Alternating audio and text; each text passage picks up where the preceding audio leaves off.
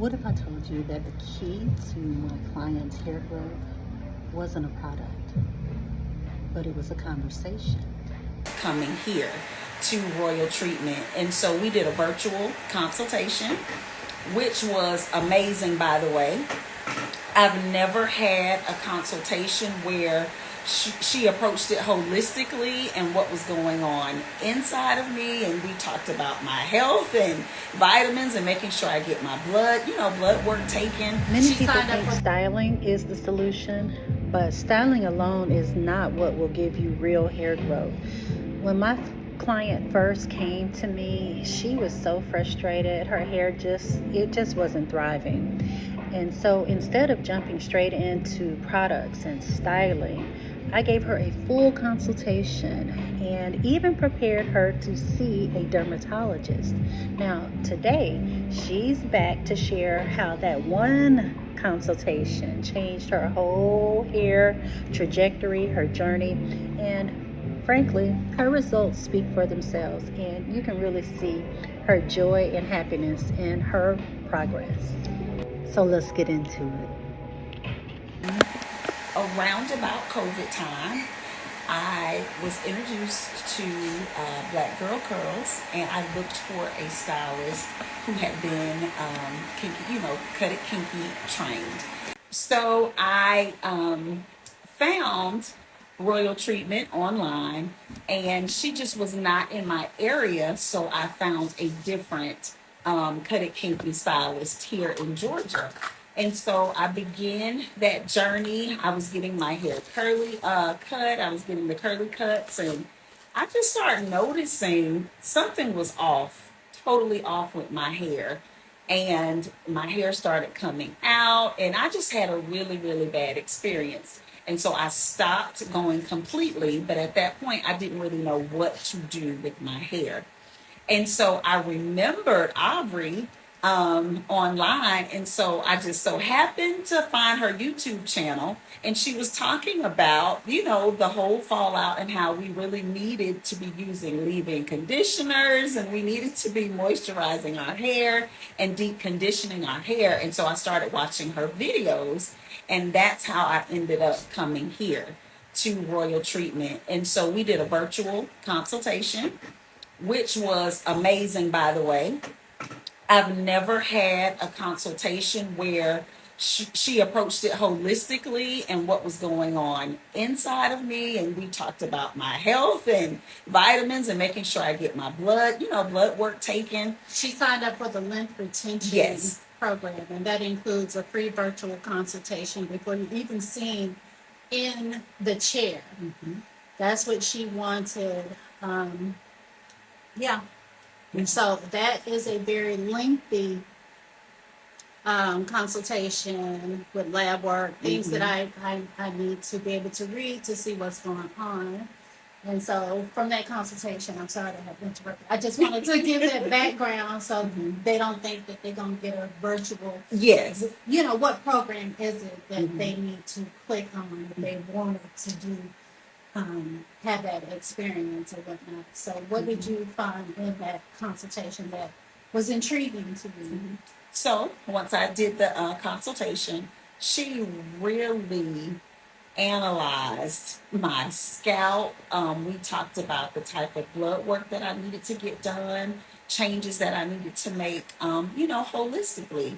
And so she recommended that I go and see a dermatologist. But before I went to see the dermatologist, she basically told me, I can't officially do a diagnosis, but these are things that I'm seeing. She let me know that she saw inflammation in my scalp. And she basically told me that this is what the dermatologist is going to say, and these are things to look for. That was after the in-person. The in-person, I'm sorry. So I'm going fast. So we had a virtual consultation. Then I had a in-person consultation. And that's when I came in and sat down, and she really looked at everything. Looked at my scalp, and she was able to examine. And she was so good. She told me, I saw the moment that you came in, she looked at my feet and my ankles, and she said, remember that. Yeah, but she did. But she saw the information. Like she told me everything that she could see that was possibly going on with me, and she is laughing in the background, y'all. But I'm telling you, it was so thorough, and I just felt like I was talking to my nurse, my everything all in one, my dermatologist, my hairstylist. But I even went home and told my husband I've never experienced a hair consultation or appointment like that. And I so appreciated that. But while I was here in person, she told me, she was like, you need to, see a dermatologist and make sure they do blood work and a full workup. And she even told me what they were going to tell me and advise me to do. So I did just that. And I scheduled an appointment with the dermatologist. But when I got there, the dermatologist, she kind of just looked at me, and without even examining my scalp, without looking at my scalp, she was like, well, you need to just come in and get a scalp biopsy. And I said, well, my stylist, has looked at my scalp, and these are some things that she thinks, can you take a look at my scalp? And can you give me blood work? And she kind of paused like, okay, well, yeah, we'll go ahead and order those things for you. So, but it wasn't until I told her that my stylist had recommended these things that she actually put her gloves on and took something out to physically examine my scalp. Child. Which I thought was, yeah.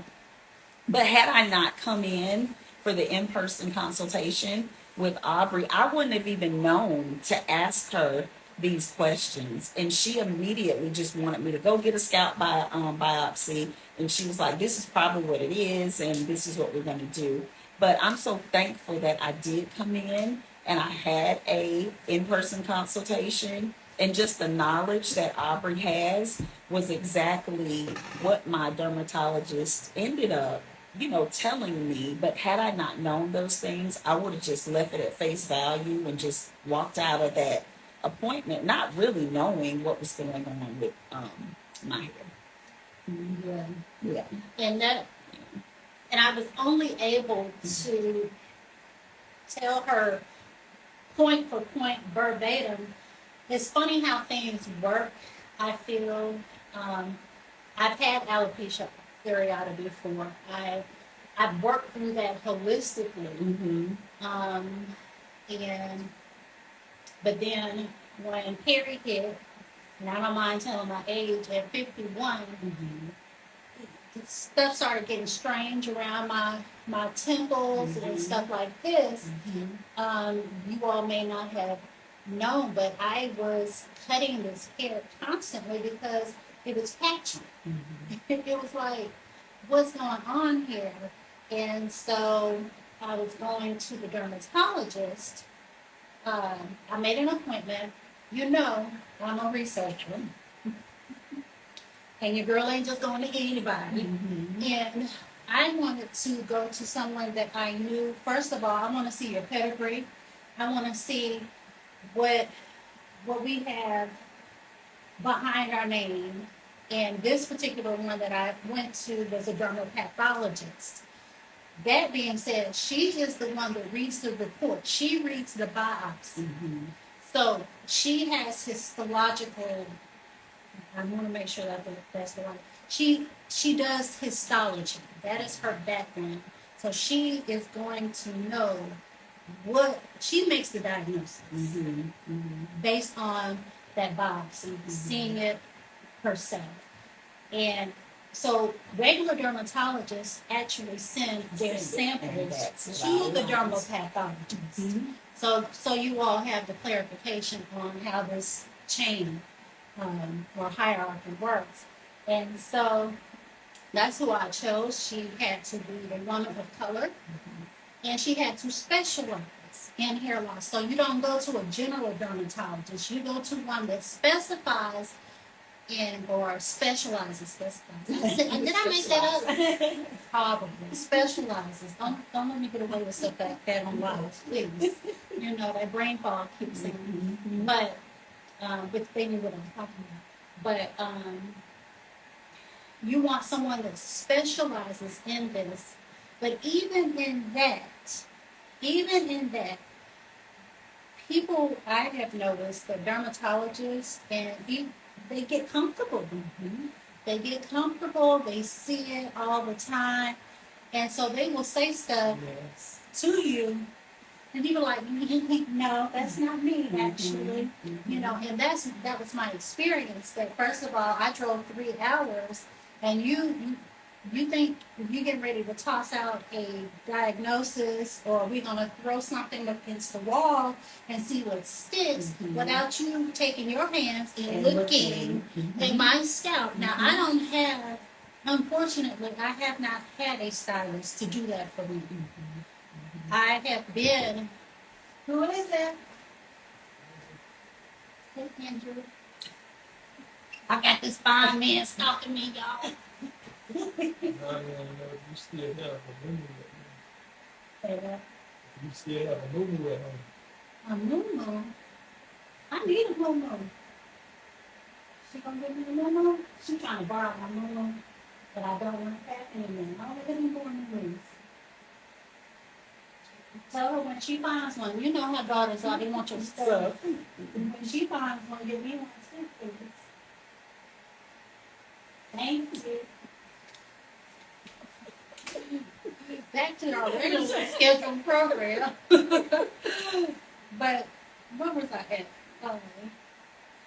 Have they been, you need to find someone that will really look in your head, Oh, look yeah, in your scalp, and not just throw something against the wall and say, this is what.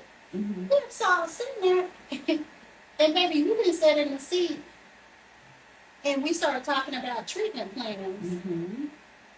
And I said, so can you look at where I'm talking about what's, because I knew, I didn't know what was going on, but I knew there was something. I didn't know what was going on, but I knew my hair wasn't the same. On these sides, I was like, my hair has never been patchy. And never had that issue. I did notice some things that I probably ignored in the crown thinning, which I felt like was probably hormonal. All of these things I've gone, and even, nurses, we make the worst patients too. And so I sat there and I looked at her, and I never, even if a family member goes in the hospital, I keep my mouth shut and I observe what you do, because I let the people operate as they should. Until you go to the left, 1, maybe 2 times with my family member, and then I'm going to call you out. I never throw that away, because I believe to respect you as a professional. That's what I'm paying for and whatnot. And so when she started to have this rhetoric, like, we getting ready to play with this, and I didn't drove 3 hours. I said, is it possible that I can get an assessment? Like, can you look at my scalp? Yes. Because I said, baby, I didn't drive 3 hours for this. And she was like yours, right. I said, I'm a stylist. That's what I led with. And I said, I'm vetting you for other clients of mine. And baby, let me tell you something. Stylists don't have no weight.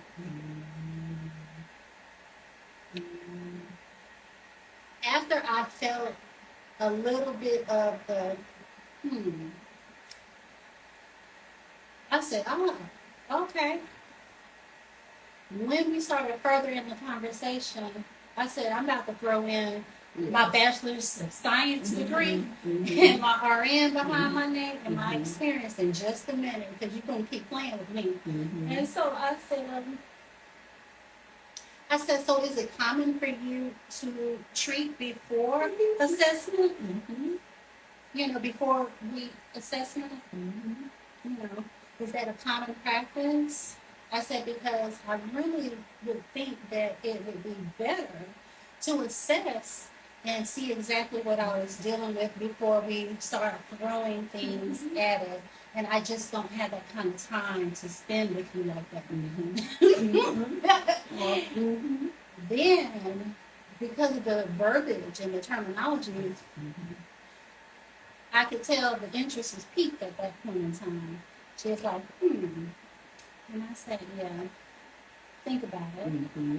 I didn't say that, of course, but I was just like, And so I ended up with 2 biopsies that day, in the crown and on the side. And the first thing she wanted to say was traction alopecia. I was like, babe, you got it all wrong. I said, no, that's not mine. I don't have traction alopecia.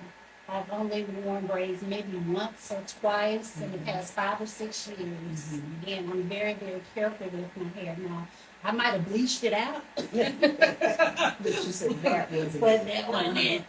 And so as a result, like you, because I went through the steps, I then had a pattern of thought process that I could now take and give that to my clients and say, okay, no, this is what they gonna say. This is what they gonna do. Here's your blueprint. No, this is what you need, baby. So we can skip all of that play stuff. And so I was fortunate enough. I was fortunate enough to move past that. And she handled business. She did, and I was very thankful for it. She understands now when I come, I need therapy. Yes. I understand her. Without you giving me that knowledge, that is exactly what would have happened. But when I said, you said earlier, being a stylist, it didn't hold much weight. But for my dermatologist, when I said no, my stylist has looked at my scalp, immediately changed the whole trajectory of our conversation. She was like, I better look at her scalp and I need to move forward. We have not spoken since June. Okay. And she told me she saw the inflammation, that it was there. She recommended some antibiotics for that, the doxycycline. and which is what you told me exactly. And after that is when she then suggested, she suggested first, let's do blood work. When I first went in, she wasn't going to do that at all. She just said, you could just go off and get a scalp biopsy, but just like Go out and get one. I had to go to another facility to They get don't one. do it in-house? No, they don't do it in-house. Oh, wow. And just like you said, she wouldn't be the one reading it because that wasn't her specialty. They would have to send it off to someone. And she said possibly it wouldn't really give me a conclusive, idea of what was going on. But Why wouldn't? Did she say why? she did not. If you do it right, Yeah, and they're gonna give you something. but that's what she said. So she said, well, we'll first start with the blood work because just like you, I'm going through menopause, and I knew something just was not right. My edges, it started there, but also in my crown area as well. And I feel tenderness. Yes, right there. I felt it, right but there. I just was like, that ain't what that is. And I just thought my hormones are all over the place, so I don't know really what this is. But yeah, tenderness right there in the crown, around the edges. So she just immediately, before she looked at my scalp, she said, we'll probably just put you on the antibiotics, and then you can just do minoxidil, but you'll have to do that for the rest of your life. And if you stop doing that, your hair will come out again. And she hadn't even She told looked, you up front. but she did. She did. She did tell me that. So at this point, I'm going back to her, but I've only been taking the antibiotics. I have not started any minoxidil or anything like that. So phase 1 is usually to decrease the inflammation because there's no point in promoting hair growth in an area that is constricted and inflamed because it's going to fall out. It cannot. Yeah, it doesn't work that way. So I'm totally in agreement with that process. You can sit right here, but I really wish that people would there's this other doctor that I really want to go to, but me and you both gonna have to work some wait tables or something. Right. That was the other thing. Baby, she don't take no insurance, so. Matter of fact, I'm gonna get you to switch places with me, and use because I got to do edge her out for me. And so, what have you learned through this process, and what advice would you give? Oh, the lighting is so much better here on this side. What would you say? Definitely, just from my journey, find someone and a stylist like Aubrey who will do a very extensive, when you come in for your consultation, that will really look at your scalp, that will listen to your concerns and what's going on with your hair, what's going on in your body. And I would say start there. I would honestly say start there. Just the time, the money, it was so valuable for me to start there with a stylist that has her extensive knowledge and just her background. Just start there. And let me tell you, so when I came in, like she said, I'm in the length retention program, but I was ready for whatever I needed to do to make a change. So when I came in, she literally, I wish y'all could see before, but she cut everything off. But I think I was to the point where I was ready. I was ready to do whatever I needed to do, and just start there. I cannot tell you all how valuable she has been in her knowledge and her expertise. So start there. But another thing is, because I would do this, I would go to a stylist and they would recommend things. And then I thought I knew I was just going to do what I wanted to do anyway. But I really took to heart what she told me and her advice. And I followed through and I went to see a dermatologist. And that was the next thing, to really take what your stylist is telling you and follow through with it and just go through the process and trust the process. So I think that's the main thing that I've learned. But if I had not listened to her and not known what she told me, I would have went to that dermatologist and I just would have took for face value what she said without knowing, no, you need to look at my scalp. These are the things that you need to do. And so I'm so grateful for that. She was looking at me crazy. How dare you? Yes. Say anything or question or ask her, Yeah. So. That's and that's a shame that we have to be that aware. And I feel like the client, average consumer they tired of hearing trust the process in some respects, because we all are coming from a situation where we trusted the process. And, some of that didn't work out so good. And so, but, finding someone that's willing to explore things with you. And I don't care if there is something that my clients find that they like better than what I suggested, if they keep me in the loop, and I can say, okay, hey, let me try that too. Yeah. It's truly what the partnership terminology was supposed to be. My goal has always been to really make that a reality. And if anybody has followed me, I've had people, and they wasn't floored by their first experience because they were used to styling and to doing their hair a certain way.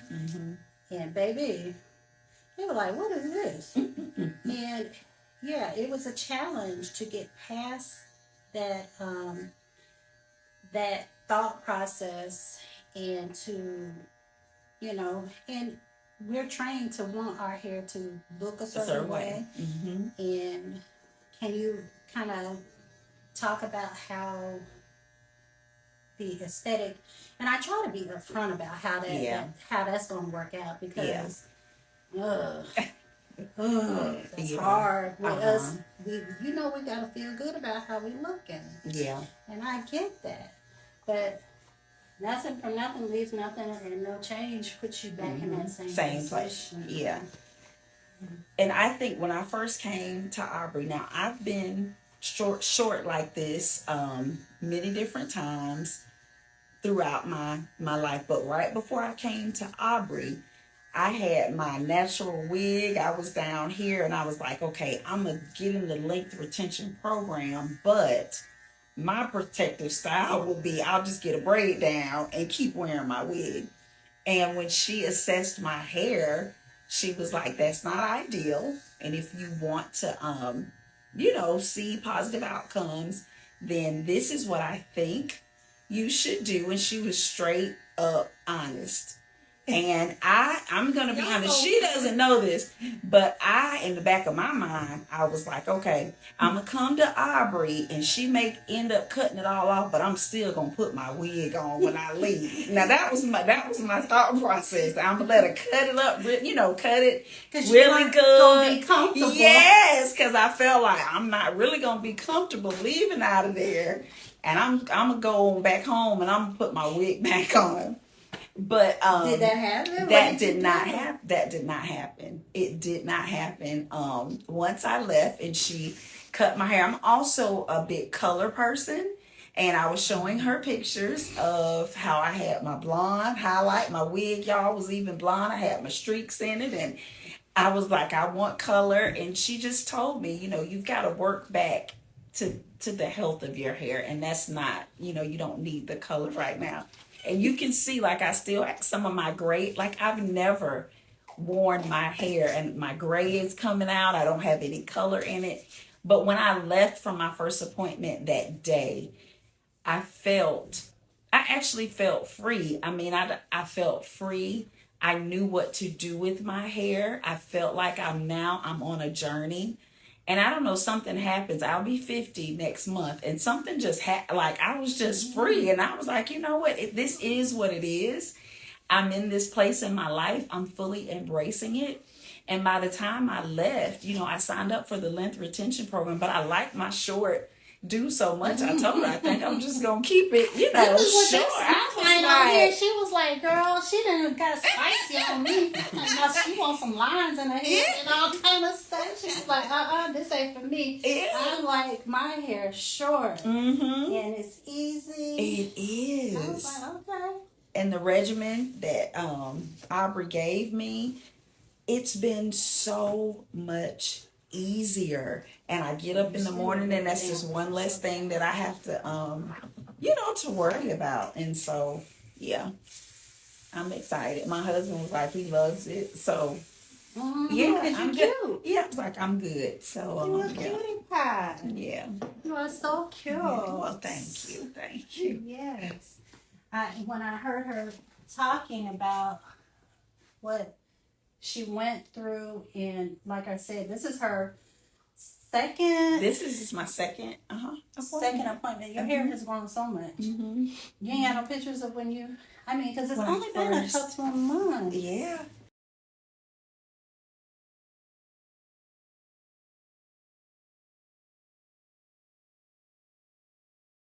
You can see the sides and where my hair was thinning right here. This is right June. You got it. Oh. Mm-hmm. Yeah. Mm-hmm. That's a big difference. See that? All in here. Mm-hmm. Mm-hmm. And just in that amount of time. Yes. That's pretty interesting. Mm-hmm. I love that. Yes. For you, because the earlier the better. Mm-hmm. Time is of the essence when you're dealing with these hormonal issues and hair loss, whatever the situation is, waiting, covering it up. Yeah. All of those things do not help the cause. Mm-hmm. Was she diagnosed with traction alopecia or CCCA? They say a beautiful grow out already. Thank you all. Yeah. She basically said there's a combination of the two. Of what? The traction alopecia. And Now, was it true? Was the traction alopecia really based on you? now, things that I have done in the past, yes, I was the micro braids girl, and I've done all of the above. All of the above. All of the above, yes. And looking back on that, did you see the effects of it, or you just didn't see, honestly? I think, honestly, Or were you in denial? that's what I was going to say. I think I did see the effects of it. I think I was in denial. I really did. I think I was in denial. And I always thought it doesn't matter because I can always go and get a wig. I can always go and get something to just cover it up. And you, so, I'm trying to understand that thought process, because that's interesting to me. I've never heard anybody say that and mean it. Yeah, Did you mean it? Yeah, I think because I always had very thin hair growing up, and I don't think I ever had a true love relationship with my hair. I always thought, Get into it. yeah, I mean, I always thought I can just, however my hair looked and grew out of my scalp, I could always just go and get a wig. I can always just go and get a braid. I can always just go get a sew-in. But I think, I mean, the truth of the matter is I wasn't secure or confident with myself. And I think I just gotten to a point where this is what it is. This is how God made me. This is how God made my hair. And I want the health over this, I don't know, this false sense of security in who I think I am. Excuse me. And I'm loving this in this space that I'm in now more than ever. And I'm prioritizing my health over a look of, you know, what throwing on a wig does. I'm prioritizing my health and my hair and what grows out of my scalp. Just truth be told. Well, that's pretty powerful, because this is where we're at now. Yeah. And the sins of our 20s and 30s and 40s, Yes. they come to roost Yes. in our 40s and 50s. And if you don't catch it now, it's not going to get better on its own doing the same things that we did before. And so this is the time to do it. Yeah. So I thank you all. I appreciate you for sharing your story, and I hope that you all gain some insight onto how, she said, thank you for answering and your openness. Oh, you all are so welcome. I hope it helps somebody. Like Aubrey has really, really helped me.